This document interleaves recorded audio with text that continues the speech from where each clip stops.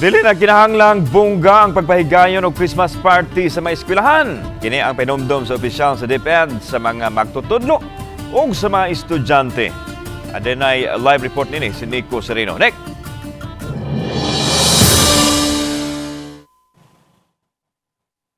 Nagpahinumdum ang DepEd sa mga eskwelahan labi na kini mga public schools yun sa pagpahigayon sa Christmas party sunod semana. Sa opisyal nga school calendar sa DepEd, katapusang adlaw sa klase karong tuiga ang December 15. Kaysa December 18 man ang pagsugod na sa bakasyon sa mga estudyante ug mga magtutudlo. Apan sa di pang Christmas break, naanda na sa mga eskwelahan maghimo og party aron magkatapok ang mga manag-classmates ug magtutudlo.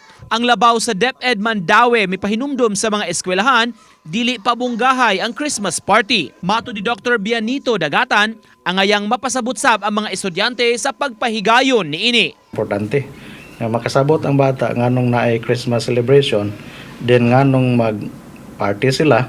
So ang usa di nga kinahanglan masabtan sa bata or nga with the guidance sa teachers nga dili kinahanglan bungga ang atong party. Pasabot sa opisyal kung mahimo gani BYOP o bring your own provision sa party. Apan may ubang klase nga magkasabot, mag-amot-amot o magpa-sponsor bakaha. Ang importante kuno walay diskriminasyon kung dunay maglisod gyud paghatag og amot alang sa party. Naay ma-discriminate noon kay dili papilon ang di ka contribute, so that's why if possible mas mayo magaya na ang tao kana lang nang gitawag nila bring your own provision.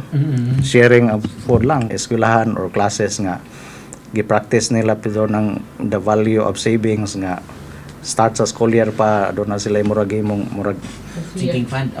ganang mo sa taon na alkansiya hulog-hulog until nga mo to ilang i-open. Base gihapon sa DepEd calendar ning maong school year human sa holiday break mubalik ang klase Enero 3. Sa schedule sa DepEd land posibleng sa Huwebes sunod semana ang parties sa katong mga night shift nga mga estudyante o mga afternoon session samtang sa Biyernes o sa petsa 15 gyud pagkahuman sa ilang klase ang schedule sa parties alang ni mga day session nga mga estudyante lan. Okay, daghang salamat Nico Sereno.